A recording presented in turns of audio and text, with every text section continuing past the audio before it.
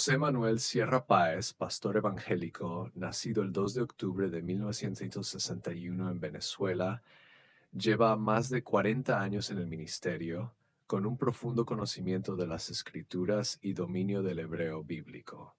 Reside en Santa Cruz de Tenerife, España, donde pastorea el Centro Evangélico Vida Nueva, fundado en 2001. Durante el confinamiento de 2020, alcanzó notoriedad en YouTube con un estudio escatológico de 9 capítulos sobre eventos actuales y futuros a la luz de la Biblia. La predicación se centró en la libertad que Cristo nos da al cumplir la ley y otorgarnos la gracia.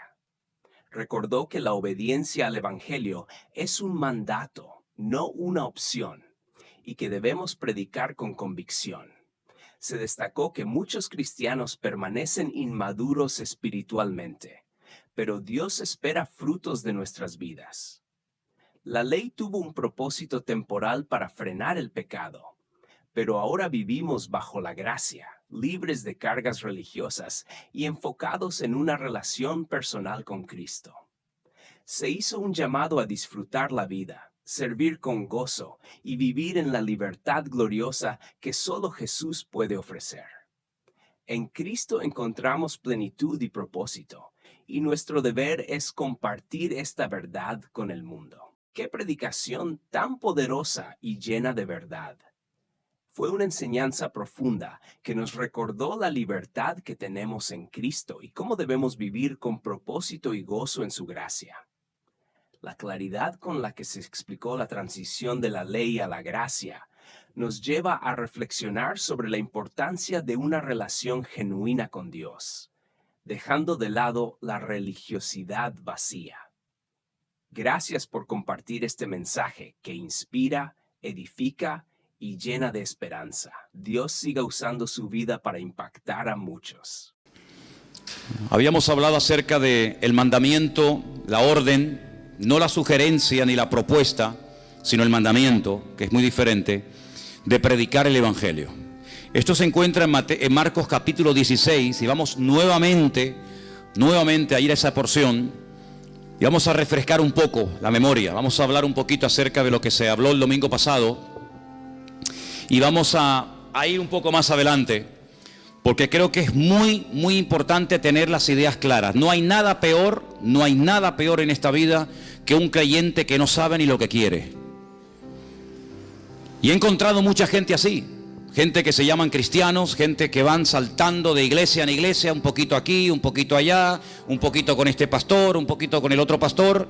Al final se les fue la vida, de flor en flor, picoteando, y en el fondo no sabían ni lo que querían. Aquí no me gusta porque hablan muy fuerte, aquí porque hablan muy bajito, allí porque levantan las manos, aquí porque no las levantan, allí porque hablan en lenguas, aquí porque no hablan en lengua, allí porque están todo el día hablando de dinero, aquí porque nunca hablan de dinero, allí porque es una iglesia muy grande, aquí porque es una iglesia muy pequeñita, allí porque... Y siempre buscando defectos por todas partes. Un inconformismo, una insatisfacción. Los problemas siempre son de otros, pero nunca se miran la panza, nunca se miran a sí mismos y se preguntan delante del Señor: Señor, ¿yo por qué no encajo en ninguna parte?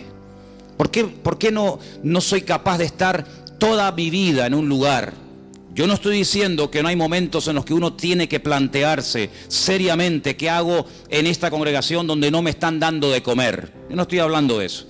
Hay momentos en los que si usted está espiritualmente pasando hambre sin necesidad, pues oiga, usted tendrá que plantearse con su esposa, con su marido y con sus hijos: Señor, muéstranos un lugar donde podamos comer. Pero no solamente, cuidado, un lugar donde podamos comer, sino un lugar donde podamos comer, donde podamos escuchar la sana doctrina, la palabra de Dios, sino que también podamos servir al Señor. Porque si usted está toda la vida comiendo y comiendo y comiendo, puede ser que un día reviente. Entonces, recibimos, ¿para qué? Para dar. No solamente para decir, mira cuánto sé de la Biblia, he aprendido esto, he aprendido aquello, he aprendido tal, he aprendido cual, y bueno, ¿y ahora qué va a hacer con todo eso? Entonces hay creyentes que están toda la vida en la iglesia, y venga a comer, y venga a comer, y venga a oír, y venga amén, y venga a gozarse, pero no dan. Son ovejas improductivas, son ovejas estériles, personas que se han acomodado y simplemente lo que quieren es venir al cultito, que el pastor les predique, que oren por ellos, que no sé qué y no sé cuánto, pero nada más. Y eso no es el ideal de un cristiano. Eso no es una oveja sana. Imagínense, padres y madres que tenéis niños pequeñitos. Aquí en la iglesia tenemos algunos que sí, ahora son muy bonitos, son preciosos los bebés, cómo huelen, ¿no? La piel de los bebés, bueno, cómo huelen, cómo huelen sin mencionar determinados momentos, porque también valdría la frase, cómo huelen los niños, Pero el niño pasan 6 meses, pasan 8 meses, pasa 1 año, pasan 3 años y el niño siempre está así y no crece. Ay amigo, ya no es una cosa bonita, ya no es para decir, mira qué niño más lindo, no, ahora como que nos cortamos diciendo, ¿qué le pasa a mi niño que no crece? Me pasó una vez y lo comenté aquí en la iglesia, que yo estaba en un lugar y vimos a una pareja que había puesto como especie de una toalla, una manta en el suelo, y había un niño, pero el niño tenía cara de mayor, pero el cuerpito era de un bebecito. Y bueno, el Señor nos dio la oportunidad de hablar un poco con ellos y nos dijeron que el niño tenía una enfermedad y es que no crecía. El cuerpo no se desarrollaba. La cara sí, el aspecto del niño era de un niño mayor, pero sin embargo no crecía. Eso es una enfermedad, eso no es normal. Eso no es normal. El apóstol Pablo dice en la carta a los Corintios, concretamente en el capítulo 13 de la primera carta, cuando yo era niño, yo hablaba como un niño. Yo no siempre tuve la voz que tengo ahora. Había una vez en mi vida que yo hablaba así.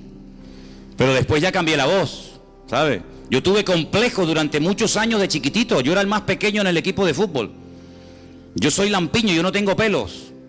Y cuando yo entraba a las duchas y yo veía aquellos gorilas allí dentro, y entraba yo decía, me daba vergüenza. ¿Sabes lo que hacía? Me cortaba pelos de la cabeza, lo pegaba con cinta adhesiva y me lo ponía bajo el sobaco, para que no se rieran de mí. Si la vida nos va cambiando la voz, la vida nos hace crecer, estirarnos. Yo no puedo ponerme los zapatos, las camisas y los pantalones de cuando tenía 8 años. Pero hay cristianos, hay creyentes que llevan toda la vida con la misma talla de pantalón y de camisa porque no han crecido. Se han quedado raquíticos, se han quedado enanos.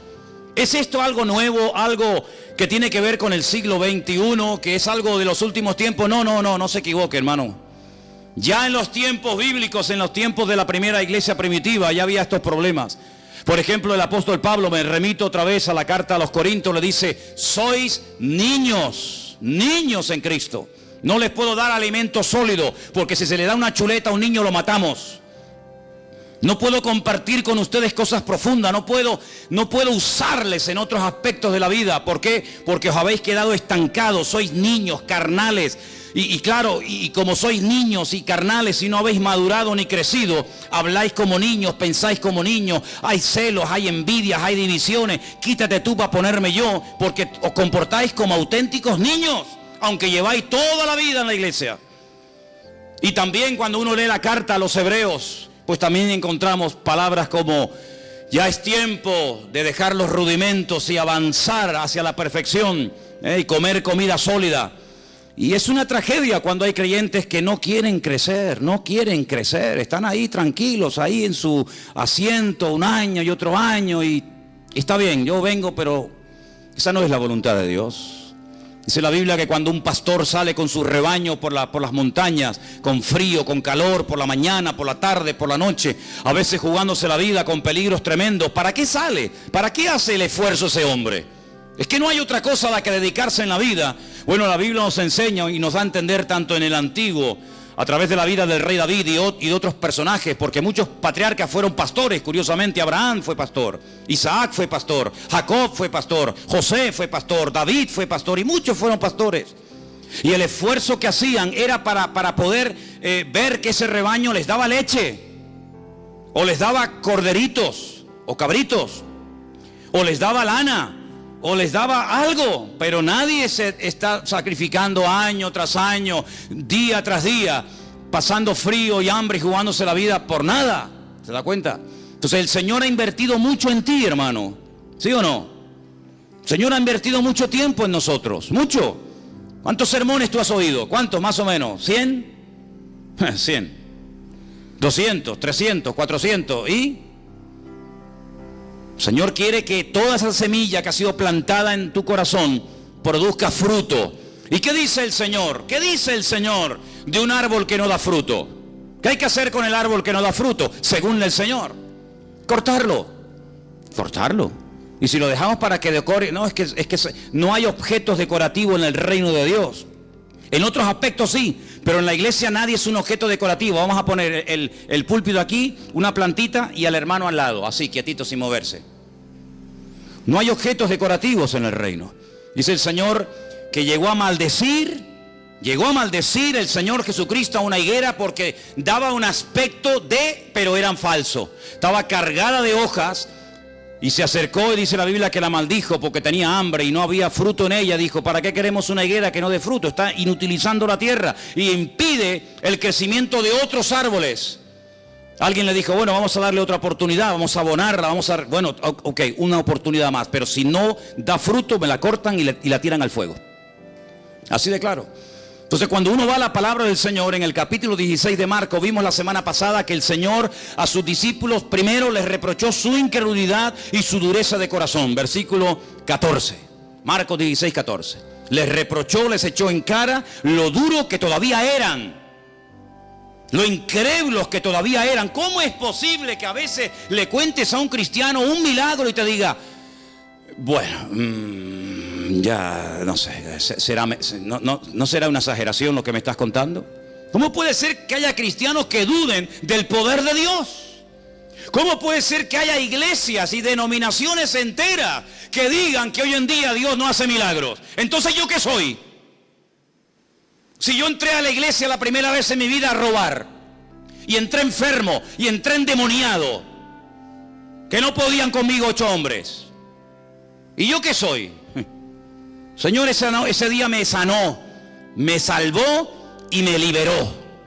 Y eso tenía 17 años, voy a cumplir 55 dentro de unos meses. Y nunca más el enemigo me volvió a meter mano ni a meterse dentro de mí ni despertó. ¿Por qué? Porque el Señor hace una obra total, rotunda y absoluta. Tuve años en psicólogos, años en psiquiatra, amarrado con camisas de fuerza de un hospital a otro. Y todo era inútil hasta que vino el Señor y me salvó, me liberó y me transformó la vida. ¿Cómo que Dios no hace milagros hoy en día? ¿Pero quién dijo ese disparate?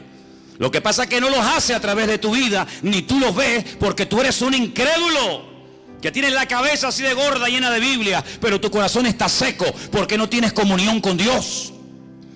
Y el Señor, cuando va a su palabra, nos dice, prediquen el evangelio. Pero espere un momento. Pero cuando usted predica el evangelio, cuando usted obedece y pone en práctica la palabra, dice, señales seguirán. Las señales siguen. No es que usted tiene que ir detrás de las señales, no, yo no sigo ni señales ni sigo a nadie, yo sigo a Cristo. Y dice la Biblia que el bien y la misericordia tienen la orden de parte del Creador de seguirme hasta el fin del mundo. Y Él nos protege, y Él nos cuida, y Él nos bendice. Pero cuando obedecemos, ¿y qué hay que obedecer? Predicar el evangelio. ¿A quién? A toda criatura. ¿Eso lo dice la palabra de Dios, sí o no? Ir por todo el mundo y predicar el evangelio a toda criatura.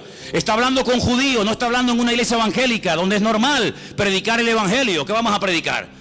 Donde es normal ir a China, Japón, a Cuba, a América, a Europa. No, estamos hablando hace 2000 años con un grupito pequeño de judíos.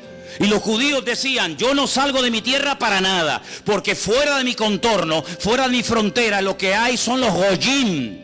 Y los goyim son los perros, los gentiles, que no merecen nada. Por eso Jonás se metió en un barco y le preguntaron, vamos a ver, pero ¿tú a qué te dedicas? ¿Cuál es tu oficio en la vida? Y dice, yo soy profeta del Dios Altísimo. Yo sirvo al Dios Todopoderoso, al Dios de Abraham, de Isaac y de Jacob. ¡Wow! ¿Y qué haces aquí si eres profeta? Porque este no es tu lugar. Pregúntate siempre, ¿estás en tu lugar? Y si estás en el lugar, ¿estás haciendo lo que el Señor te ha llamado? Si tú eres profeta, ¿qué haces aquí de marinero? No, es que yo estoy huyendo. ¿Huyendo de quién, muchacho? Huyendo de la presencia de Dios. Pero ¿cómo puede una persona llegar a pensar que puede esconderse de Dios y Dios no encontrarlo? ¿Hay alguien aquí que crea eso? ¿Hay alguien aquí que crea que usted se puede meter en un sitio donde Dios no te va a encontrar? Adán lo intentó. Adán creía que se podía ocultar de Dios. Adán no era ateo. Adán era creyente, era producto de las manos del Señor. Pero él creía la gran mentira de que se podía ocultar de la presencia del Señor. Lo mismo que Jonás. Yo huyo de la presencia del Señor. Pero si huyes de la presencia del Señor, ¿qué pasa? Que a donde vas, Porque ¿a dónde iba Jonás? Según la Biblia, a Tarsis. ¿Dónde está Tarsis? En el sur de España, en Huelva. Ahí está Tarsis, todavía se llama Tarsis. ¿Y él de dónde venía? Salió de una ciudad que se llama en la Biblia Jope, hoy en día se llama Jafo. ¿Qué le parece, amigo? Se montó en un barco para huir de la presencia del Señor. Es decir, él iba a cruzar todo el Mare Nostrum, él iba a cruzar todo el gran mar, el mar Mediterráneo, porque decía, aquí vive Dios en Israel, en el templo de Jerusalén, pero allí en el otro extremo de la tierra Dios no está. Y entonces allí no está la presencia del Señor, por lo tanto allí puedo hacer lo que me da la gana, vivir en desorden, vivir en rebeldía, porque Dios vive allí, pero más allá ya no está. Se equivocó. No hay lugar en el mundo, ni fuera del mundo, del cual te puedas esconder de Dios. A todo lugar donde vayas, de día o de noche, el Señor sabe dónde está. Sus ojos recorren toda la tierra, dice la palabra del Señor. Por lo tanto, es inútil huir de la presencia del Señor. Pero él, ¿por qué huía? Porque le había dado el Señor la orden de ir a un país extranjero, a otra cultura. ¿A dónde? A Nínive. ¿Y eso dónde queda? En Irak. Ay, amigo. Y allí era la gente terrible, terrible. Allí eran, pero vamos, salvajes, auténticos salvajes, como siguen siendo hasta el día de hoy. Como siguen siendo las peores barbaridades y las peores torturas y las muertes más viles y humillantes y crueles se siguen todavía desarrollando y manifestando en esas culturas. Y lo filman y lo suben a internet para que todo el mundo vea los salvajes que son. Tremendo, siguen siendo iguales. El espíritu no ha cambiado. Y dice, ¿quién? Yo ir a Nínive para que se arrepientan. Y si se arrepienten, Dios los va a perdonar. De eso nada. Por lo tanto, si yo no voy y si yo no les predico, no les vendrá convicción de pecado, porque el mensaje era muy cortito, pero era muy claro. Dile a los habitantes de Nínive que dentro de 40 días, si no se arrepienten, destruyo la ciudad entera. Y Jonás dice, 40 días, pues ya está, fácil. Yo me voy de la presencia de Dios, no les predico, si no voy yo, nadie va. No hay internet, no hay WhatsApp, no hay nada. Y dentro de 40 días... ¡Qué bueno! El Señor se los cargó a todos. El Señor dijo, no, eso es lo que tú te crees. Pero Dios nunca pierde, Dios siempre gana. ¿Cuántos dicen amén? Diga conmigo, Dios nunca pierde, Dios siempre gana. Más fuerte, Dios nunca pierde, Dios siempre gana. Que te tiran por la borda y prefieres morir ahogado, no te lo crees ni tú, querido. Yo no sé silbar, pero si supiera, trágate a este. Ya verás cómo le quito la tontería. Cuando él se metió dentro de aquel submarino, dentro de aquel enorme pez, y comenzó a sentirse mareado, y una noche, y 2 noches, y 3 noches, dijo, Dios mío, sí voy, cuenta conmigo, allá voy. Pero fíjate tú, prefería morir antes de dar su brazo a torcer. Que no, ¿a que sí? Porque Dios nunca pierde, Dios siempre gana. Y vas a ir, quieras o no quieras. Así de claro. ¿Y qué pasó con Pedro? Porque eso fue en el Antiguo Testamento. Y Pedro, conociendo al Señor, viviendo con el Señor, Señor, lo que tú me pidas, ¿sí? Vete a casa de Cornelio a predicar el Evangelio. ¿A casa de quién? Cornelio. Cornelio es un centurión romano, imperialista, que nos tienen aquí todo el día al cuello trancado, que nos están amargando la existencia. ¿Cómo voy yo a ir a casa de un gentil romano? Pues vas a ir, quieras o no quieras. Y fue, y mire cómo empezó el mensaje. Ustedes saben cuán abominable es para un judío entrar a la casa de un gentil. Qué presentación más hermosa. Es como si yo dijera esta tarde, la verdad es que yo no tengo ningún deseo de verles las caras a ninguno de ustedes. La verdad es que yo estoy aquí por obligación, porque tengo que predicar, pero yo por mí me mandaría a mudar y lo dejaría todo. Pero vamos a ver, pero este hombre que está diciendo, este hombre se le fue la olla. Así empezó Pedro el mensaje. Así empezó. Porque no entendía que gente fuera de su cultura, de sus esquemas, entendieran el Evangelio. Pero el Señor ya lo había dicho, id por todo el mundo y predicad el Evangelio. Es decir, que desde el principio el Señor viene hablando acerca de que Él tiene un plan general, y en ese plan entra la salvación de todas las naciones de la tierra. Porque Dios quiere que todos los hombres procedan al arrepentimiento y que todas las naciones se salven y conozcan a su Hijo Jesucristo a través de su palabra. ¿Cuántos dicen amén? Pero dice la palabra de Dios que en un principio no era así, no había necesidad de predicar el evangelio ni nada a nadie. ¿Por qué? Porque el único que había conocía al Señor y se llamaba Adán. Adán era un hombre perfecto, tan perfecto que ni sudaba, no tenía frío, no tenía calor. Algunos dicen, bueno, pero si no iba a morir, porque también era un ser eterno, porque Dios lo creó eterno, porque la paga del pecado es la muerte, y si no había pecado, no había muerte. ¿Dónde iba a caber tanta gente? Si se iban a comenzar a reproducir, y uno y otro, y miles, ¿dónde va a caber tanta gente desde los tiempos de Adán hasta hoy en día? Oye, ¿por qué te crees tú que Dios creó tantos planetas? ¿Para tenerlos vacíos? ¿Qué sentido tiene haber creado miles, millones de planetas para tenerlos vacíos? No, Dios creó todo eso para ir poblando todo el universo, para que todas las naciones, para que todo el universo conociera del poder de Dios. Pero ustedes lo han echado todo a perder, porque habéis pecado y ahora las cosas han cambiado radicalmente. Ya no va a volver a ser nunca más como antes.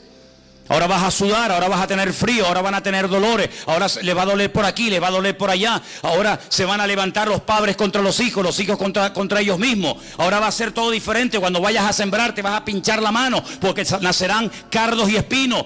Aquellos animales con los que te entretenías y jugabas, ahora se te van a volver en tu contra. Ay, amigo, todo ha cambiado. Claro, es que cuando uno peca, cuando uno desobedece a Dios, todo cambia. No puede permanecer todo igual. La paga del pecado es la muerte. Y Adán comenzó a experimentar en su cuerpo, en su mente, en su alma, en su espíritu, en su familia, en sus hijos, en todo. Comenzó a notar las consecuencias del pecado. Pero Dios a un hombre le da una promesa. Y ese hombre se llamó Abraham, más tarde Abraham. Y le da una promesa. La promesa es muy clara y muy sencilla de entender. En ti serán benditas todas las naciones de la tierra. Y dice la Biblia que Abraham le creyó a Dios. Le creyó a Dios y fue declarado justo. ¿Crees lo que yo te prometo? ¿Sí? ¿Crees que serás padre de multitudes? ¿Crees que saldrá un día alguien de tus lomos y será un instrumento de bendición para todas las naciones de la tierra? ¿Lo crees? Y Abraham dijo, lo creo.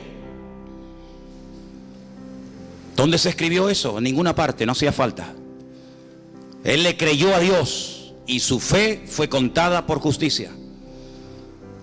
Entonces, ¿por qué casi 500 años después Dios da la ley? Si ya había dado la promesa y Abraham la había creído, ¿para qué tuvo que dar la ley? ¿Qué sentido tiene? Porque Abraham no necesitaba leer la Biblia. Abraham oía a Dios y lo entendía. Vas a ser padre, amén. Cámbiate el nombre, amén. Vas a tener un hijo que a través de él vendrá la promesa, amén. Vete mañana y me lo sacrificas sobre un altar en el monte Moriah, amén. Él tenía una línea directa con Dios, le entendía perfectamente. Él le transmitió su fe a su hijo Isaac. Isaac nunca leyó la Biblia, nunca fue a la iglesia, nunca tuvo un pastor, un rabino, un reverendo, pero ellos entendían a Dios. No vayas a Egipto, le dijo el Señor a Isaac. Dijo, pues no voy. ¿Dónde lo leyó? No hacía falta. Jacob, ¿dónde se congregaba? En ninguna parte. Pero sin embargo él tenía encuentro con ángeles, él hablaba con Dios. Dios le dijo, a partir de ahora te vas a llamar Israel. Jacob no, Israel. ¿Cómo tenían ellos tanta línea directa con Dios? José nunca leyó la Biblia. Uno de los hijos de Jacob nunca leyó la Biblia, nunca fue al culto, nunca estuvo en una reunión. Sin embargo, un día le vino una mujer casada a proponerse acostarse con él. Dice, ni se te ocurra, yo no puedo hacer eso, pecaría contra mi Dios. Pero ¿dónde está escrito que eso es pecado? Dijo. ¿En qué libro? ¿Dónde está escrito que acostarte con la mujer de tu amo Potifar sea pecado? Aquí está escrito. No necesito ley, no necesito Torah, no necesito nada, porque yo conozco a mi Dios. Y como conozco a mi Dios, sé lo que le gusta y lo que no le gusta, lo que le agrada y lo que no le agrada. Y a Noé le dice, cuando construyas el arca, vas a coger 7 parejas de animales limpios y animales impuros, y los vas a meter en el arca. ¿Y cómo sé cuáles son los limpios y cuáles son los impuros? Si eso no está escrito, yo te lo voy a decir. Entonces hubo un tiempo, hubo una generación, hubo un grupo de personas minoritarias que tenían un nivel de comunión, un nivel de santidad, un nivel de relación con Dios tan elevado, que no necesitaban que nadie les predicara, que no necesitaban Torá, que no necesitaban ley, ni mandamientos, ni nada. Entonces la pregunta la vuelvo a hacer otra vez: ¿para qué Dios la dio? Si cuando Dios le hablaba a esta gente ellos entendían y obedecían, ¿para qué da la ley? Cuando la ley son 613 mandamientos. ¿Para qué? Si ellos saben, con esta no me puedo acostar, este es un animal limpio y no se puede comer, este es inmundo y no lo puedo comer, esto lo puedo hacer, aquello no lo puedo hacer. Si lo saben todo porque tienen esa ley grabada en sus conciencias y en sus corazones, ¿para qué le das la ley? Bueno, es que la Biblia dice para qué fue dada. Vamos a verlo. Gálatas capítulo 3, verso 19. Porque esta pregunta que yo estoy lanzando hoy a todos ustedes, esta pregunta no es la primera vez que un ser humano se la hace en la historia de la humanidad. Esta pregunta ya se la han hecho miles a lo largo de la historia. Por lo tanto tiene respuesta. ¿Dónde está? En la Biblia. Vamos a verla. Gálatas capítulo 3, versículo 19. ¿Lo tienen, hermanos? ¿Para qué sirve la ley? Porque Abraham no la necesitó. Abraham se circuncidó él solo. Él solo, sí, él, y a su hijo, y al otro, y al otro. Entonces, ¿para qué fue o para qué sirve entonces la ley? Amigo, escucha esto. Es que la ley fue añadida a causa de las transgresiones.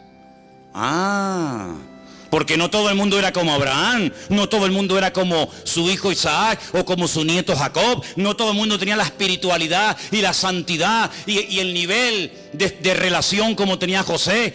Ojalá fuera así, pero no era la realidad. Por lo tanto, hay que poner límites.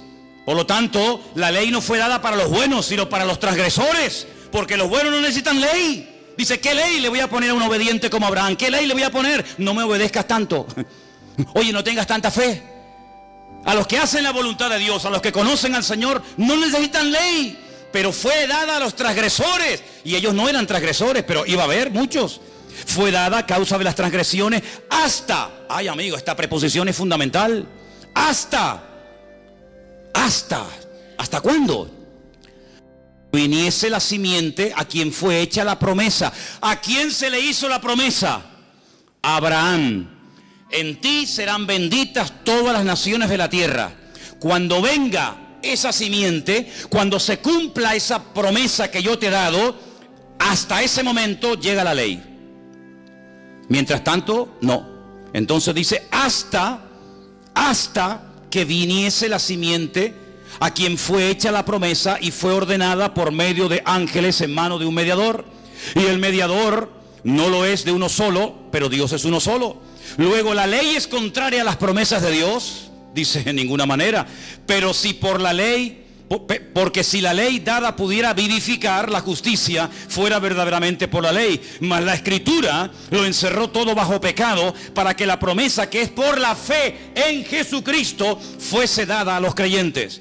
Pero antes, escucha, antes de que viniese la fe, estábamos confinados, encerrados, enclaustrados bajo la ley, encerrados para aquella fe que iba a ser revelada. De manera, versículo 24, que la ley ha sido nuestro ayo, para llevarnos ¿a quién?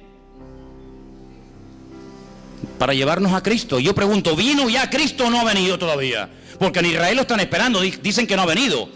Pero yo pregunto hoy en Santa Cruz de Tenerife, ¿Cristo ha venido, sí o no? Bueno, pues sí ha venido. Y dice aquí, de manera que la ley ha sido nuestro ayo para llevarnos a Cristo, a fin de que fuésemos justificados por la fe. Pero venida la fe, ya no estamos bajo ayo. Ya está. Si usted no entiende esto, pues oiga, yo intentaré explicárselo lo mejor que pueda. Pero está tan claro, tan claro.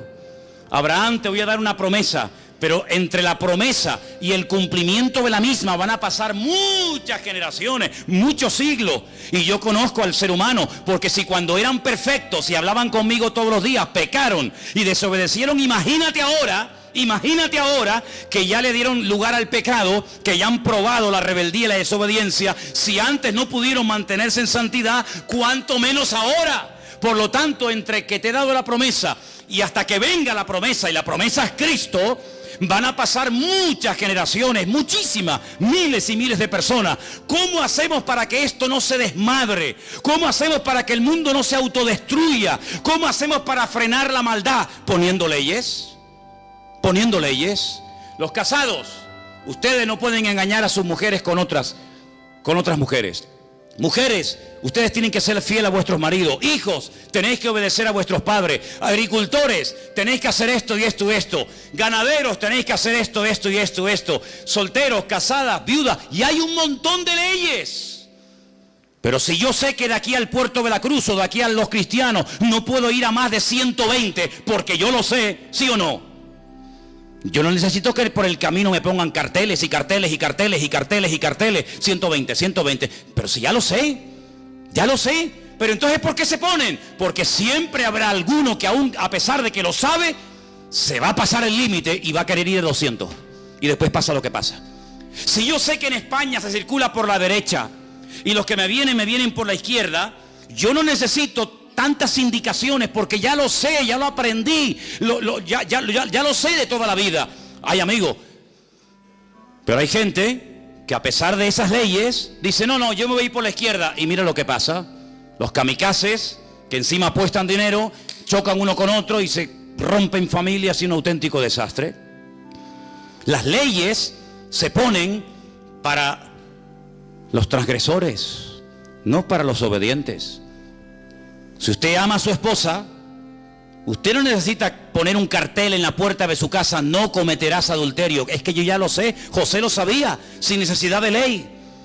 Pero dice la Biblia que el Señor dio la ley para parar, para frenar, para poner un coto, porque ellos vivían rodeados de amorreos, filisteos, jebuseos, cananeos, y aquellos eran un desmadre, un desorden de países. Comían de todo, se mataban unos a otros. Bueno, era terrible lo que esa gente hacía. Si yo cojo a mi pueblo de la esclavitud en Egipto y los meta a vivir con esta gente, se van a pudrir como ellos, se van a terminar matando unos a otros. Entonces pongo leyes. Por ejemplo, ¿por qué los judíos tienen la obligación o tenían la obligación en aquel tiempo de sacrificar en el altar animales como por ejemplo corderos, ovejas, bueyes? Porque eran los animales sagrados del enemigo. Y entonces, ¿qué es lo que hacía? No, de sagrado nada. Aquí el único sagrado es el Señor. Y puso leyes para marcar una diferencia, para que ustedes sean un pueblo diferente, que habla diferente, piensa diferente, viste diferente, actúa diferente. Pero el que sabe cómo soy yo, no necesita leyes. El que sabe cómo soy yo, como el caso de mi amigo Abraham, como el caso de José, y como el caso de otros personajes, ellos saben cómo tienen que vivir, porque tienen comunión conmigo. Pero ustedes, la mayoría, que no tienen comunión conmigo ni la quieren tener, yo a ustedes les tengo que meter leyes y leyes y leyes y leyes, y esto no, y esto no, y esto no. Y la ley, escúchame bien, no hay misericordia, no hay clemencia en la ley, no existe. Te para el guardia civil y usted va a 200 y le dice carnet de conducir, papeles del vehículo, no sé qué, no sé cuánto, y usted le dice, mire, ¿y no me podría perdonar? No. ¿Por qué? Porque la ley dice que usted se ha pasado el límite de velocidad y según la ley yo lo tengo a usted que multar. ¿No hay misericordia? No. ¿No hay clemencia? No. Y como le dijo una vez un hermano que venía conmigo en el coche, le dice, y si sigue hablando y protestando, también le voy a poner otra multa porque veo que no llevaba el cinturón de seguridad puesto, así que mejor estése calladito. Pues le van a caer todas encima. ¿Qué le parece, amigo? Entonces la ley tuvo un objetivo temporal, transitorio. Primero, poner freno, poner limitaciones al desmadre, a la carnalidad del hombre.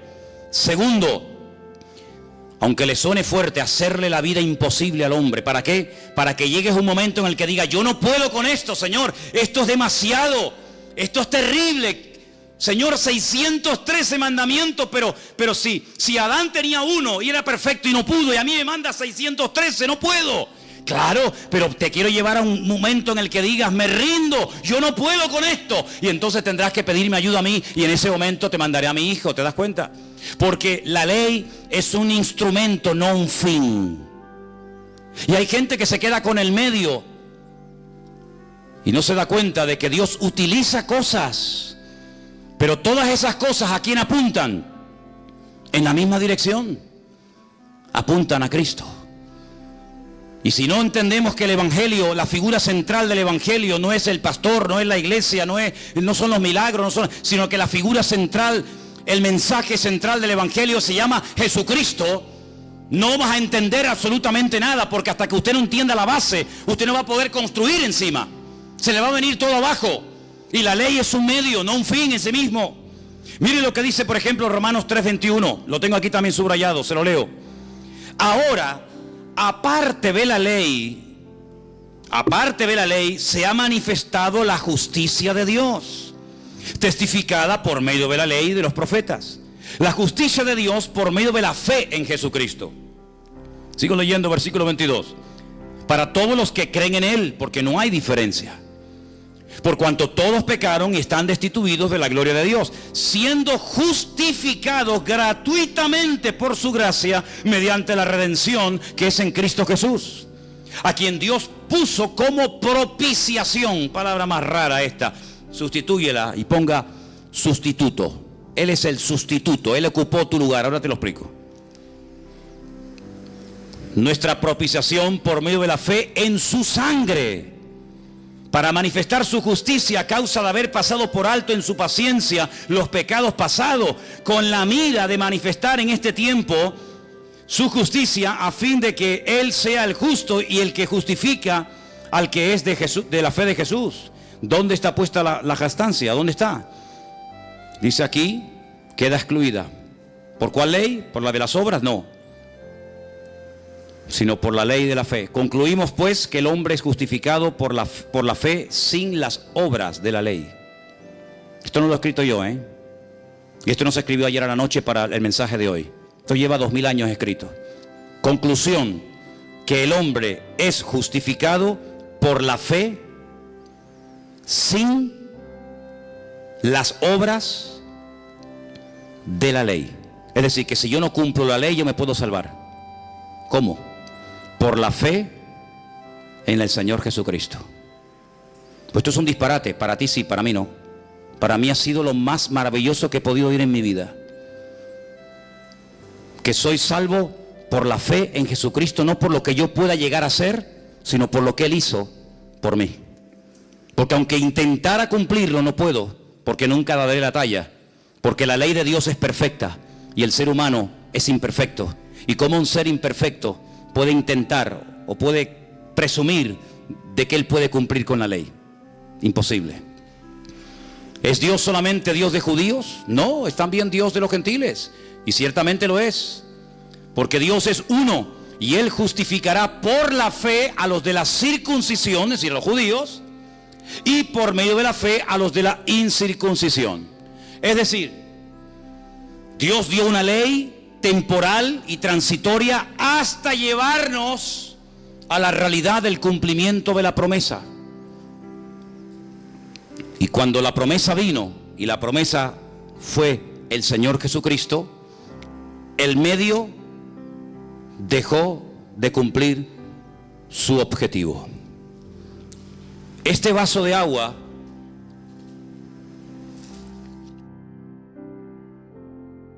es simplemente un medio para depositar en él agua. Pero el valor no está en el vaso. El valor está en su contenido. Y para poder transportar de un lugar a otro el agua, no lo puedo llevar en la mano. Lo tengo que llevar en un recipiente. En este caso, el vaso o la botella. Pero cuando yo bebo el agua, ya el vaso no tiene ninguna razón de ser. ¿Qué es más importante, el contenido o el continente? ¿Qué es más importante, el medio o el fin? ¿Qué es más importante, aquello que se utilizó para llevarme a Cristo o Cristo que fue el cumplimiento de aquel medio por el cual Dios estableció la ley? Decide tú, tienes que decidir. Nosotros tenemos la capacidad de elegir el tipo de vida que vamos a llevar delante del Señor. Bueno, y entonces, ¿qué pasa con los mandamientos de la Biblia? Me refiero a los del Antiguo Testamento. Vamos a poner un ejemplo y vamos a proponer en esta tarde el cumplirlos a rajatabla. Voy a llevarles, por ejemplo, a dos versículos, Éxodo 23 y Levítico 23, ¿vale? Vamos a hacer la prueba. Éxodo, repito, 23:14. Y el otro es Levítico 23 también. Los dos capítulos 23. Vamos a ver. Vamos a ver. A ver qué nos conviene más. Éxodo capítulo 23. Dije que versículo 14. Vale, vamos para allá. 23, 14. 3 veces en el año me celebraréis fiesta. 3 veces en el año me celebraréis fiesta. Halloween, Semana Santa y Navidad. ¿No? Eso no dice aquí. Pero que dice que hay 3 fiestas en el año que tengo que celebrar. Vamos a ver cuáles son. La fiesta de los panes sin levadura guardarás. 7 días comerás los panes sin levadura, como yo te mandé en el tiempo del mes de Abib. El mes de Abib, ¿cuál es ese mes? ¿Cuál es el mes de Abib? ¿Qué significa Abib? Tel Abib. ¿No hay una ciudad que se llama Tel Abib? ¿Y Abib qué significa? Primavera. Como yo te mandé en el tiempo de la primavera. Porque en ese mes saliste de Egipto. Y ninguno se podrá presentar delante de mí con las manos vacías. Bien, ya sé cuál es una. Los panes sin levadura. 7 días comiendo panes sin levadura. Vale.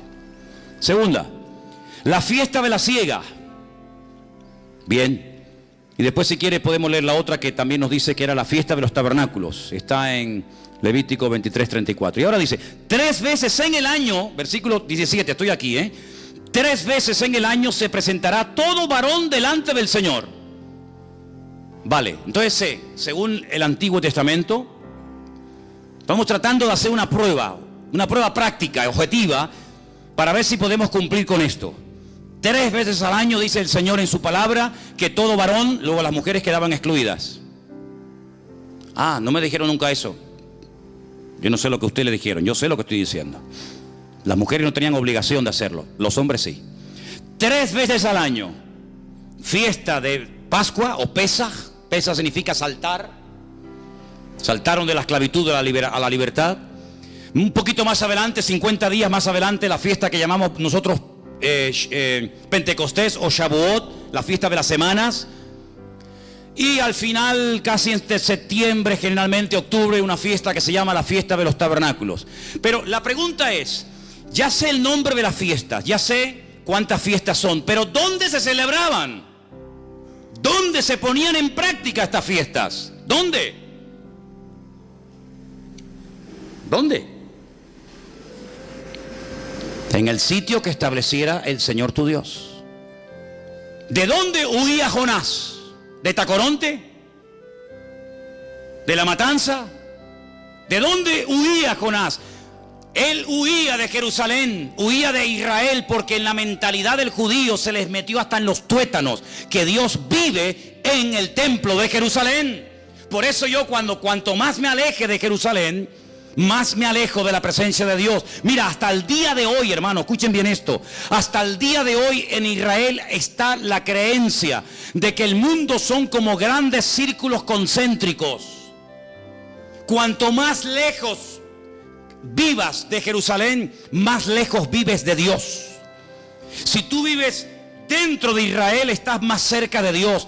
Pero si vives en el norte de Israel, no estás tan cerca de Dios como el que vive en el centro de Jerusalén. ¿Por qué? Porque en Jerusalén era donde vivía el gran rey. No donde vive, donde vivía el gran rey. Pero dentro de Jerusalén había una montañita, un monte llamado el monte Moriah. Y dentro del monte había un edificio. Y dentro del edificio había 2 habitaciones. Y dentro de ese edificio había una en particular, pequeñita, que era el Santo Santorum, el lugar santísimo, donde estaba allí el arca de la alianza y donde entraba una vez al año, en el día del Yom Kippur, el sumo sacerdote. Ese era el hombre que vivía más cerca de Dios.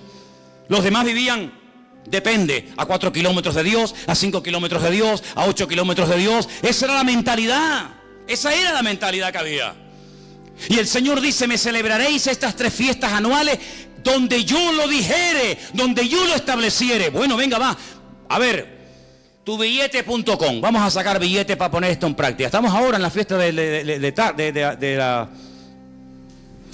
¿Cómo es? La fiesta de la Pascua.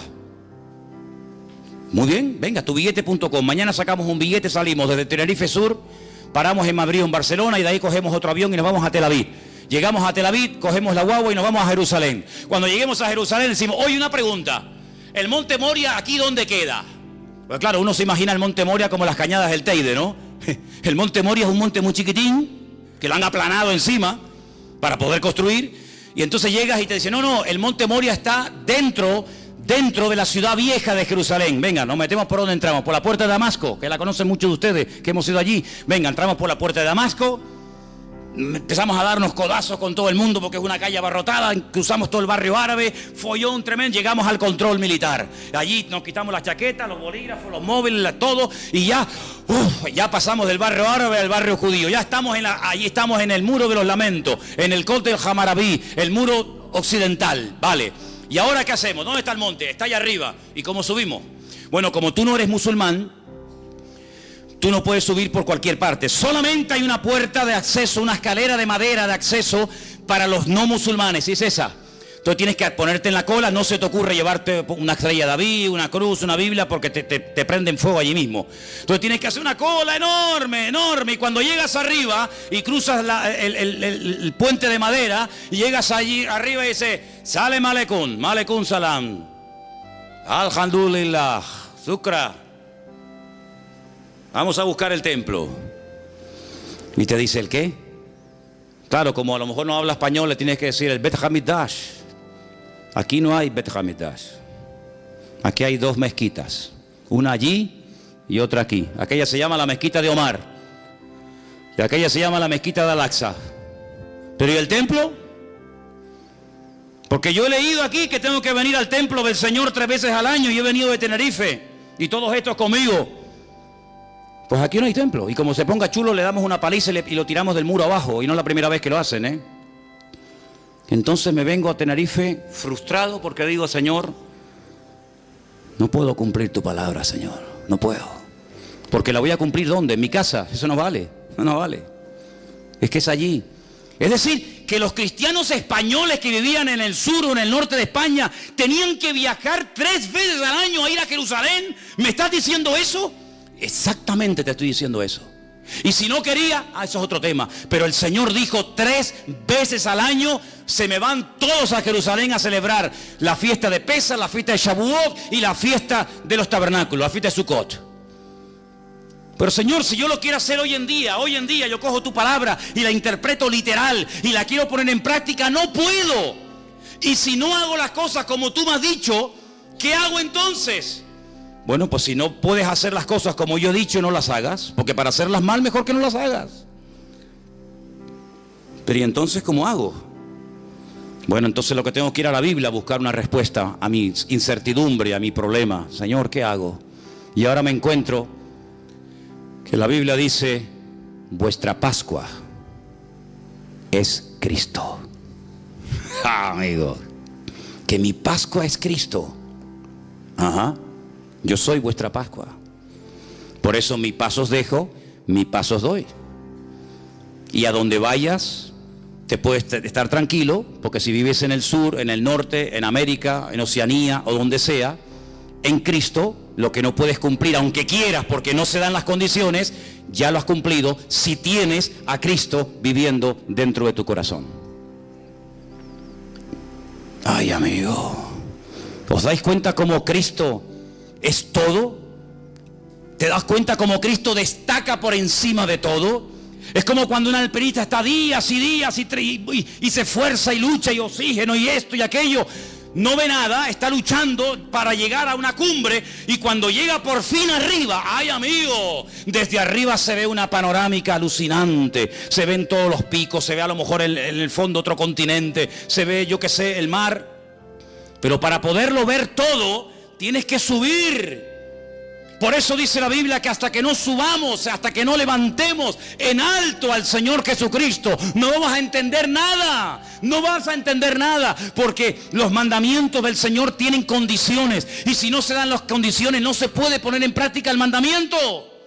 No te puedes inventar una Biblia a tu manera, a tu estilo. No se podían hacer sacrificios en las casas. Eso quiere decir que yo no puedo hablar de la Pascua en mi casa. ¿Quién ha dicho eso? ¿Quién ha dicho que no?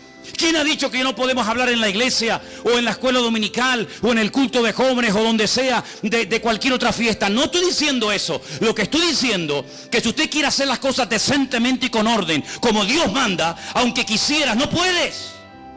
Porque de los 613 mandamientos, más de 418 giran en torno a la construcción del templo. Ahora mi pregunta es esta: ¿Dios no tiene poder para que se levante el templo en Jerusalén ahora mismo? Cuando le dijo Pilato al Señor: no me hablas, no me contestas, tú no sabes que yo tengo poder para... Y el Señor como diciéndole: pero si yo hago así, amigo, yo hago así, me vienen aquí 1.000.000 de ángeles a defenderme. ¿Qué estás diciendo? Claro que el Señor podría ahora mismo hacer así, ¡bum!, y arrasar todo lo que hay allá arriba y construir el templo. Pero ¿por qué no lo hace? Pues porque no le da la gana. ¿Por qué no quiere? Porque el Señor permitió que lo destruyeran. Y el Señor hasta este momento, hasta este minuto, ha impedido que se vuelva a reconstruir. Para que ya no esté vuestra vida girando en torno a un edificio de piedra, sino que vuestra vida sea una vida cristocéntrica, centrado no en un templo, no en un lugar, no en un país, sino que vuestros ojos estén enfocados en Cristo. Y por eso Pablo dice: si habéis, tú sabrás si habéis o no, si habéis resucitado con Cristo, poner la mira ¿dónde? ¿Dónde tengo que mirar?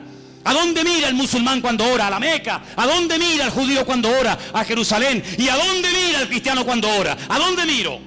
A Jerusalén no, a la Meca no. ¿A dónde miro? Poner la mira en las cosas de arriba y no en las de la tierra, donde Cristo ha resucitado, y poneros con Él en lugares celestiales en Cristo Jesús. Ay, amigo, es que no me habían hablado así, que no es mi culpa que no te hayan dicho eso. Pero hoy en día nuestra vida no gira en torno a una fiesta, no gira en torno a un hombre, no gira en torno a un medio, sino gira en torno al Rey de Reyes y Señor de los Señores. Y sin Él no lo tenemos nada, y con Él lo tenemos todo. ¿Cuántos dicen amén y le dan un aplauso al Rey en esta tarde? ¡Gloria a Dios! ¡Y a su nombre! ¡Y a su nombre! Eso es lo que es el Evangelio. Eso es el Evangelio. Aunque quisieras hoy a muerte dar tu vida por cumplir los mandamientos de la Torá, no puedes. No puedes. Por eso están insatisfechos continuamente. Por eso han tenido que decir: bueno, y si ahora no podemos orar 3 veces al día o presentar nuestro sacrificio, y no podemos subir al templo, y no podemos, ¿qué hacemos? ¿Qué hacemos?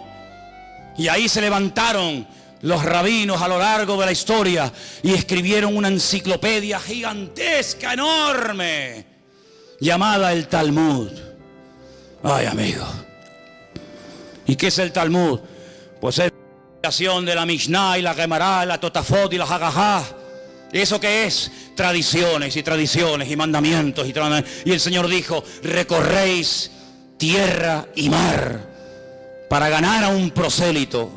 Y una vez que lo ganáis, le ponéis tanta presión y tantas cargas encima que lo agobiáis y lo convertís en 2 veces más hijo del infierno que antes, pero vosotros ni con un dedo las movéis. Que Dios no vino a ponernos cargas, Dios vino a decir: los que estáis cargados y trabajados, abusados espiritualmente, hartos de la vida, venid a mí y descansad, y yo os haré descansar, dice el Señor. Para eso vino Cristo. Y ahora podemos entender cosas tan sorprendentes que rompen los esquemas de la época y hoy en día, como por ejemplo aquella mujer que dice que la sorprendieron en el mismo acto de adulterio. Bueno, hermano, yo entiendo que la pillaron con las manos en la masa. Ahora, si usted es mujer y está cometiendo adulterio y te pillan, quiere decir que pillan a uno y al otro, ¿o no? ¿O con quién está cometiendo usted adulterio? Con la silla. ¿Con quién? No, te hemos pillado. Y no sacaron una foto porque no pudieron. Entonces cogen a la mujer y al hombre, cogen a la mujer y la llevan al Señor. Y le dicen: según nuestra ley, fíjate tú, dándole clases de ley al Señor. Dándole clases de ley al Señor. Cuando esta Biblia que tengo en mi mano es la palabra escrita de Dios, lo que Dios hablaba, lo que salía por su boca, aquí se escribió, ¿sí o no? Pero entonces ¿Cristo qué era? Era la palabra hecha carne. Dios habló Dios permitió que su palabra se escribiera y Dios permitió que su palabra se humanara, que su palabra se encarnara, y dice, y vimos su gloria, gloria como el unigénito del Padre. Luego, cuando vas a darle clases de Torah, cuando vas a darle clases de ley al Señor, el Señor, que es la palabra, dice, a ver, ¿qué dice vuestra ley? Si fui yo el que te la di, ¿de qué vais? ¿Le va a enseñar un hijo a ser un hijo al padre? Será al revés, ¿no? Digo yo. Es que nuestra ley dice que a tales personas hay que matarlas a pedradas. Bueno, a uno y a otro. ¿Y tú qué dices? Dice, bueno, la mujer, claro, echa polo, sabe que en cuestión de minutos hacen un hueco en el suelo, la meten de cintura para abajo, le ponen, a veces sí, a veces no, una especie de tela encima, la rodean y empiezan pim pam, hasta que la machacan y la matan a pedradas. A ver, que nosotros ya tenemos claro lo que tenemos que hacer. Solamente venimos a pedirte tu opinión. ¿Tú qué opinas de esto? Porque esta merece morir. Y es verdad. En la ley no hay misericordia. El que la hace la paga, amigo. Menudo dilema, ¿eh? Menudo problemón. ¿Pero para quién? ¿Para el Señor? El Señor no tiene nunca ningún problema. Dice, espérate un momento. Hace así. Escribe. Y venga a escribir, la lista vacía. Ven a escribir, ven a escribir. Y dice que cuando miraban aquello, decían, oye, que puso en el suelo mi nombre. Ese soy yo.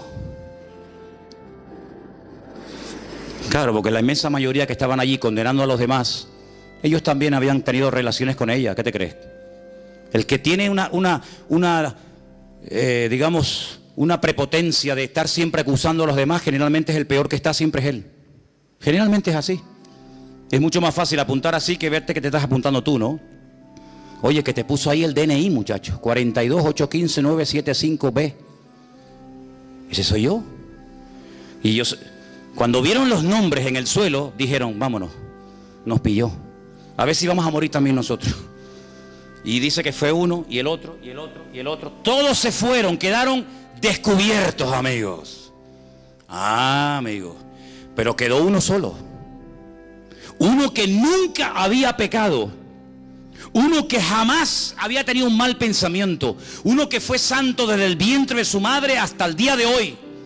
Uno que tenía toda la libertad del mundo para coger las piedras y machacarla viva. Y ese uno se llamaba Yeshua HaMashiach, el Señor Jesús. ¿Por qué no lo hizo? Porque es como una incoherencia que digas que se haga una cosa y luego tú mismo la quiebras. Esto hay que hacer, y cuando lo vamos a hacer no nos deja. ¿Cómo es esto? Pero es que para cumplir la ley, por ejemplo, este mandamiento, tienes que llevar una vida tan pura, tienes que llevar una vida tan santa, que para matar a otro, ¿cómo tiene que ser tu vida, amigo? ¿Cómo tienes que estar tú delante de Dios para poderle quitar la vida a esta persona, aunque se lo merezca? ¿Cómo tiene que estar tu vida? Es decir, que tú estás peor que ella. Lo que pasa es que a ella la pillaron, pero tú has pasado desapercibido, porque tú eres el niño bueno. Esta es la mala porque la pillaron, pero hay algunos que no los han pillado todavía, pero son peor que los que han sido descubiertos. Y se sintieron aludidos, sus conciencias se sintieron tocadas y dijeron, vámonos, antes de que nos mate también a nosotros. Y el Señor la coge y le dice, levántate, mujer, yo no te condeno, solamente te voy a decir algo, vete y no peques más. ¡Qué alivio! Pero nos enfrentamos con un dilema. No se ha solucionado el tema totalmente. Claro, la mujer se va contenta, pero aquí hay una duda. Entonces, ¿qué hacemos? ¿La cumplimos o no la cumplimos?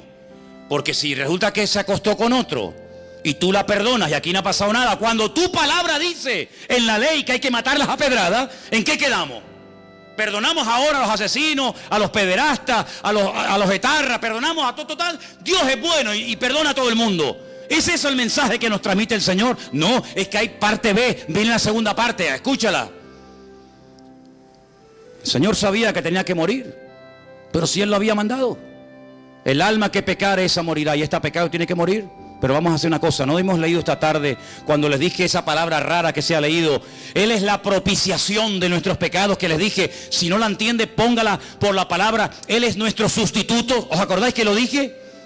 Muy bien, vamos a hacer una cosa. en vez de matarla a ella, yo me ofrezco voluntario para que me maten a mí. ¿A ti? Pero si tú no eres ni casado, tú no puedes cometer adulterio aunque quisieras. Tú no has pecado nunca, no importa. Yo vine a este mundo a dar mi vida en rescate por muchos. Y voy a morir por ti, Judas, también, que me vas a traicionar y me vas a vender. Voy a morir por ti. Te voy a estar esperando hasta las 3 de la tarde que muera. Te voy a estar esperando colgado en la cruz. Y voy a morir por ti, Poncio Pilato, que te lavas las manos. Aquí no ha pasado nada. Por ti también voy a morir. Y voy a morir por ti, Anás y Caifás. Voy a morir por los borrachos, por los alcohólicos, por las prostitutas. Voy a morir por los adúlteros. Voy a morir por todos los criminales y asesinos de la historia de la humanidad, porque ese fue el mandato que recibí de mi Padre. ¿Estás dispuesto a que yo lance mi ira contra ti en vez de contra aquella, contra aquel y contra aquel? ¿Estás dispuesto a cargar todo el peso del pecado de toda la historia de la humanidad, de los que murieron, de los que viven y de los que aún no han nacido? ¿Estás dispuesto a semejante sacrificio? Y el Hijo dijo: hágase mi voluntad. Hágase tu voluntad y no la mía. Heme aquí, envíame a mí, Señor. Entonces, cuando Cristo muere por esa mujer y por todos y cada uno de nosotros, cuando Él resucita, una mujer se lo encuentra y lo va a abrazar y dice: espera un momento, espera, no me toques todavía, porque aún no he subido. Aún no he subido, aún no he ido a la presencia de mi Padre a decirle: Padre, mira, lo hice todo como tú me pediste, mira. Me traspasaron, me acribillaron, me torturaron, me escupieron, me hicieron de todo. Y el Padre acepta la sangre de su amado Hijo Jesús, le da unas vestiduras nuevas. Cuando se presenta el Señor y entra en aquella habitación donde están llorando y asustados y muertos de miedo, como hemos leído esta noche, dice: Shalom Alejem, paz a vosotros. Ya no tienen que tener miedo de nada ni de nadie, porque vengo con un mensaje de mi Padre, y es que le ha perdonado los pecados a todos ustedes. Así como a Adán, Dios le dijo: fuera, fuera de mi vista, fuera del jardín del Edén, porque has pecado, le has hecho más caso al diablo que a mí y no mereces estar conmigo. Ahora lo que se perdió en Adán, lo recuperamos en Cristo. Y Cristo dice: ni se te ocurra ir en tu propia justicia, que yo cumplo la ley, que ni se te ocurra, porque no sales vivo de la presencia de mi Padre. Porque mira, Moisés no entró, Abraham mintió, David adulteró, no ha habido ni uno que pueda presumir de que ha hecho todo correctamente. Por lo tanto, ni se les ocurra a ustedes tener la temeridad de acercarse al trono de la gracia con vuestros trapos de inmundicia, con vuestras obras y con vuestras historias, porque no sirve de nada. Porque el profeta Isaías dice literalmente que todas nuestras justicias son como trapos de inmundicia. Y si quieren se lo digo en hebreo: como compresas usadas. ¿Eso dice en hebreo? Sí, Señor. Todo lo mejor que me puedan ofrecer, ese es el concepto que Dios tiene de lo mejor. Imagínate de lo peor. Señor, pero entonces de nada sirven mis sacrificios, de nada sirven mis esfuerzos, de nada, de nada. Y ahora, ¿cómo me presento delante de Dios? Permítame la expresión, no me malinterpreten: disfrazado de Cristo, vestido de Cristo. Para que cuando tú vengas delante de Él, ¿por qué decimos vengo a ti en el nombre de Cristo? Porque como vengas en tu nombre, amigo, como vengas en tu nombre, eres hombre muerto. Señor, no soy digno. Señor, no merezco nada. Soy un adúltero, soy un fornicario, tengo problemas de este tipo, tengo problemas de otros, soy así, soy asado. Cosas que ni mi mujer ni mi marido saben, las he hecho, las he deseado, las he pecado, las he comprado, las he mirado. Señor, no soy digno, pero vengo vestido con las ropas de justicia de Cristo. Y el Padre te dice: hijo mío, porque no te ve a ti, ve a Cristo. Y como ve a Cristo, que cumplió la ley y dio la talla, y su sangre nos ha limpiado de todo pecado, ahora podemos dormir en paz y vivir en paz, aunque no haga nada. Pero ¿cómo que no haga nada? No, que ya no tengo que hacer nada, porque ya todo lo hizo Él. Si usted quiere el vasito, toma el vaso. Pero el Señor dijo: tú no te das cuenta que este vaso fue traspasado de generación en generación. Abraham se lo dio a Isaac, Isaac se lo dio a Jacob, Jacob se lo dio a José, José se lo dio al otro, y fue pasando de generación en generación. Y dice: ¿y cuándo vamos a poder beber? ¿Cuándo vamos a ver el cumplimiento de esto? Y llegó Cristo, Y dice, del vaso del que yo bebo, vosotros también beberéis. Y no entendieron en ese momento nada.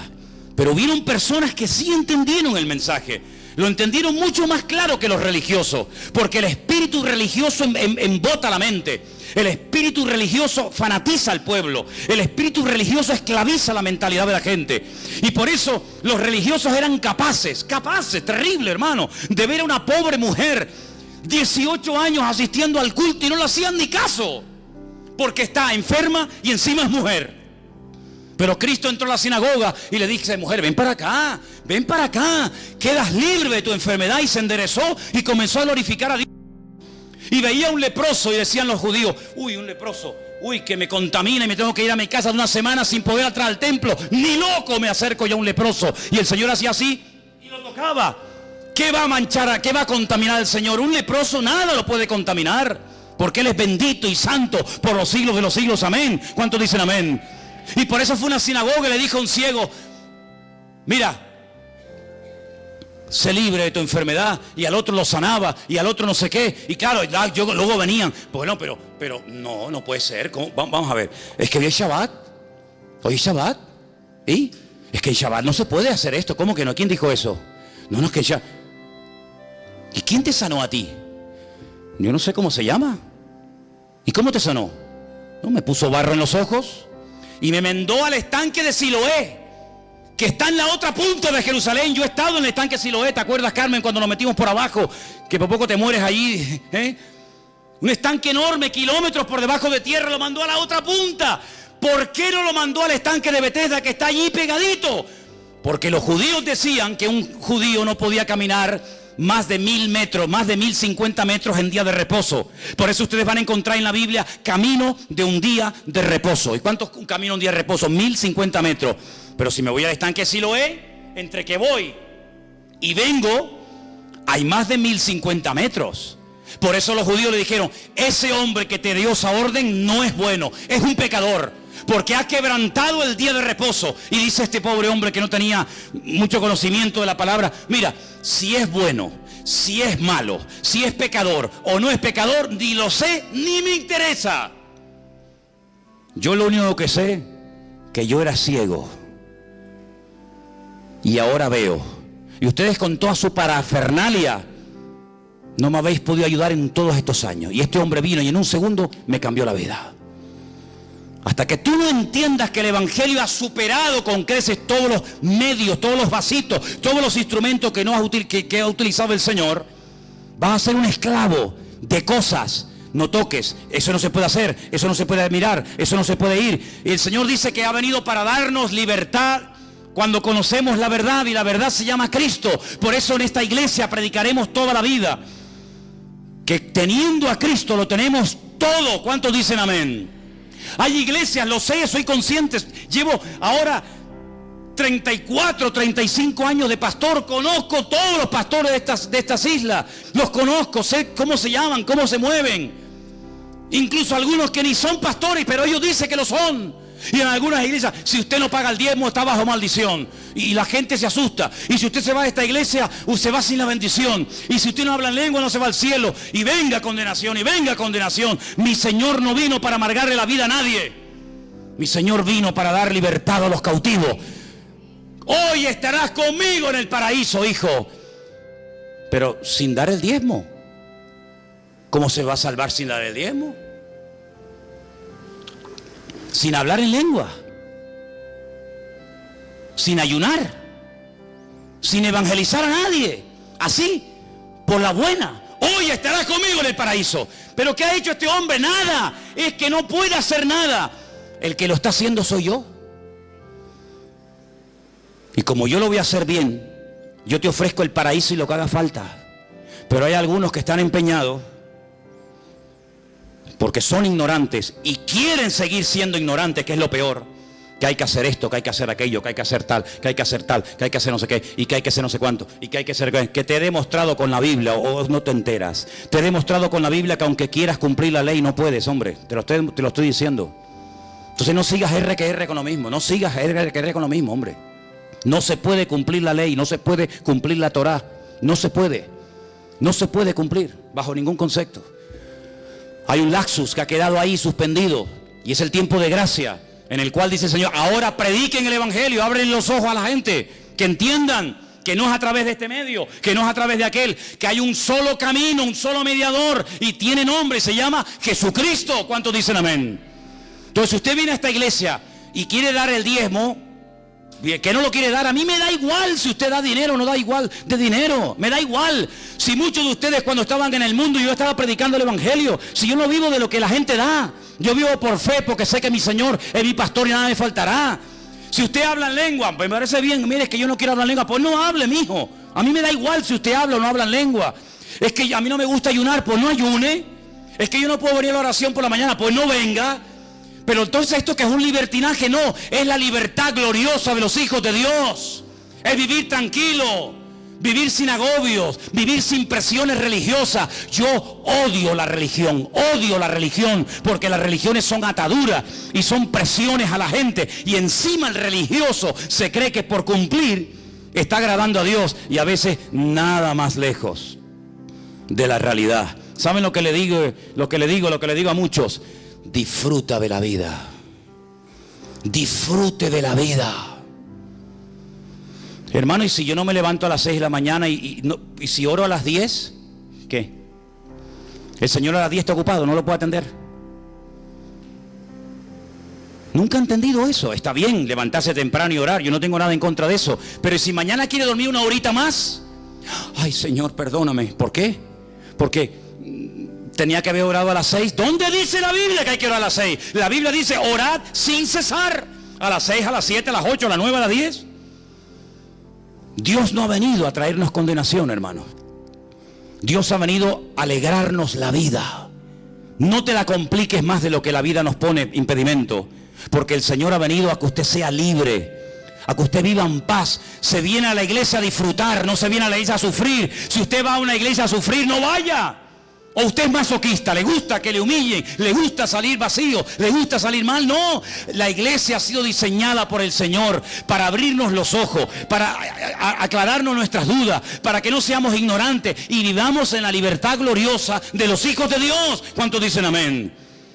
Y entonces, ¿qué tengo que hacer? Pues buscar a Dios en oración, esforzarme en lo que dice el Señor. Ahora bien, yo les hago una pregunta. Si no se puede cumplir la Torá porque no se dan las condiciones actuales para cumplirla, ¿para qué complicarme la vida queriendo cumplir con algo que no se puede? Dele la vuelta a la tortilla. ¿Usted puede hoy en día orar? Pues ponte a orar. ¿Usted puede hoy en día congregarse? Sí, pues congréguese. ¿Usted puede leer la Biblia? ¿Usted puede evangelizar? ¿Usted puede ayudar a una persona? Sí. Entonces, ¿por qué no te preocupas más en hacer lo que puedes hacer? Y no te agobias tanto con lo que no puedes hacer. ¿Usted puede hacer feliz a su mujer? Pues hágala. No, es que, no sé, haga lo que pueda hacer y deje en las manos de Dios lo que usted no puede hacer. Ese es el evangelio que se predica aquí. Esto es lo que se enseña en esta congregación, Vida Nueva. Aquí y en nuestra iglesia en el Puerto de la Cruz, y lo que estamos enseñando en el sur, esto es lo que aquí enseñamos. Es que en la otra iglesia, es que a mí no me interesa lo que enseñen en otras congregaciones, no me interesa. Aquí enseñamos la libertad que Cristo nos vino a dar, no libertinaje. Aquí enseñamos una vida de tranquilidad, de paz, de sosiego. Aquí enseñamos lo que dice la Biblia, predicamos el evangelio del Señor Jesucristo. Si usted quiere que yo le predique la Torá, váyase a Jerusalén, porque yo no soy un rabino, yo soy un cristiano. Y yo no tengo la obligación de enseñar Torá, yo tengo la obligación de enseñar evangelio. Eso es el mandato que dice la Biblia. Y dice la Biblia, y termino, y es la lectura que hoy se ha leído. Por eso siempre usted tiene que prestar atención a la lectura que se lee antes del mensaje, porque en el 99% de los casos la lectura previa al mensaje hace referencia o guarda relación directamente con el mensaje que posteriormente se va a compartir. Y si usted prestó atención, nuestra hermana Sonia subió aquí y dijo: si algún ángel del cielo viene y os predica otro evangelio diferente al que nosotros os hemos anunciado, sea anatema. Vamos a hablar clara para entendernos. ¿Qué es anatema? Pues claro, si dice anatema y no sabe lo que es anatema, pues entonces... Anatema significa maldito. Literalmente, maldito. Es decir, que si mañana o esta noche yo tengo un sueño Y se me presenta un ángel. Hola, Manolo. ¿Qué tal? ¿Qué pasó? Te vengo a dar un mensaje. A ver. Que el Señor no va a venir. Vengo de parte del Señor que no va a venir. Vengo a decirte que la Biblia que tiene está equivocada, que no es la verdadera. Que hay por ahí otra que nunca se tradujo por miedo a no sé qué. Que el Señor no ha perdonado los pecados de todo el mundo, sino de unos cuantos. ¿Saben lo que hago con ese ángel? Tengo un bate de béisbol que cogí aquí en el rastro. Tengo un bate de béisbol. Le doy una entrada de palos al ángel, hermano. Yo he cogido en más de una ocasión el bate de béisbol. Mira, una vez cuando cogí el bate de béisbol, fue en Bolivia, en Santa... ¿Hay algún boliviano aquí? Tú eres de Santa Cruz de la Sierra, en el 7º anillo, donde teníamos nosotros el comedor, y comenzamos a dar de comer y comer y comer a los niños, que ahí tú sabes que hay mucha necesidad, ¿verdad? Por allí no aparecía nadie, ni los pastores de la ciudad cuando íbamos a visitar las iglesias, y Armando está ahí, que no me dejará mentir. Íbamos a las iglesias y contábamos lo que estábamos haciendo, de barro hasta aquí, miseria, era terrible aquello. Y nos decían, pues no sabíamos que aquí había eso. Y tú eres de aquí de Bolivia, yo vengo de 15.000 kilómetros y sé más de la miseria que hay en tu barrio que tú. ¿Tú qué pastor eres? ¿Qué evangelio predicas tú? Y lo llevábamos al barrio y se quedaban asustados. Llevamos un día un montón de doctores para que examinaran a los niños y decían, ay, estos niños qué sucios. Claro, ¿qué quiere? A los pocos días de estar allí predicando el evangelio y de haber inaugurado un comedor, hicimos una campaña evangelística y el barrio contento, bueno, la gente venía, era aquí una pasada. Ay, amigo, me dicen unos niños, hay por allí unos señores que también están como ustedes repartiendo folletos y Biblia. Y digo, ¿sí? Pero si aquí nunca ha venido nadie, ¿dónde están? Y me fui, ¿y saben quiénes eran? Ya saben, ¿no? Los testigos de Jehová. No habían ido nunca en la vida, pero ahora que veían que la gente venía a escuchar la palabra, ahora ellos también venían a repartir comida, ahora ellos también venían de bueno. ¿Sabe lo que hice? Me da igual lo que usted opine, me da exactamente igual. Ya a las alturas que estoy, me fui, cogí un palo así, me acerqué a los testigos de Jehová y le dije, mira, sinvergüenza, aquí estas criaturas han estado pasando hambre y frío y miseria, y habéis sido incapaces en toda vuestra vida de haber venido aquí. Y ahora, porque veis que dando comida la gente viene a ver el evangelio, ahora vienen. Te doy 2 minutos para que desaparezcan del barrio. Como no se vayan del barrio, me lío a palos con ustedes y me quedo solo. Y los saqué a todos del barrio. No fueron más en el tiempo, yo no sé si fueron después, pero mientras yo esté aquí no entra un demonio de esto, utilizando malamente la palabra para... Y los saqué, bueno, no, gracias a Dios no tuve que darle ningún garrotazo a nadie, pero estuve dispuesto a darlo. Porque el Señor Jesucristo un día entró al templo y le dijo, ustedes son unos sinvergüenza, que utilizando la bondad del pueblo, que quieren sacrificios al Señor, ahora vienen aquí y ponen unos precios abusivos y están convirtiendo mi casa de oración en una cueva de ladrones. Pero yo digo, ¿y cuántas cuevas de ladrones hay hoy en día? Que afuera pone iglesia no sé qué, iglesia no sé cuánto. Hermanos queridos, hay que espabilar y hay que darnos cuenta de que el evangelio ha venido para darnos libertad. ¿Usted quiere vivir en esa libertad? Bienvenido sea. ¿No quiere vivir en la libertad de Cristo? Bueno, pues que Dios le bendiga. Pero en esta congregación no adaptamos la doctrina a usted. Usted no está aquí para pastorearme a mí. Yo estoy aquí para pastorearte a ti. Y si usted viene a esta congregación, aquí predicamos esto. Del diezmo no dé, el diezmo habla en lengua, no habla en lengua, no sé qué, no sé cuánto. Aquí predicamos la libertad a través de la sangre de Jesucristo. Si usted quiere vivir de otra manera, búsquese otra iglesia porque esta seguramente no es la suya. Pero aquí queremos enseñarle a la gente a disfrutar de la vida. Por eso los vecinos me dicen todos los días, más de lo que ustedes se imaginan, qué maravilla de juventud tienen ustedes ahí, que no hacen botellón. Claro, imagínate, si yo veo un botellón aquí en la puerta le saco el bate de béisbol enseguida. ¿Tú me entiendes? Ay, amigo. Ahí se quedan hasta las tantas, no fuman, no beben, no hacen nada malo, no hacen nada bien. La gente alucina con estas criaturas, la gente alucina con esta gente.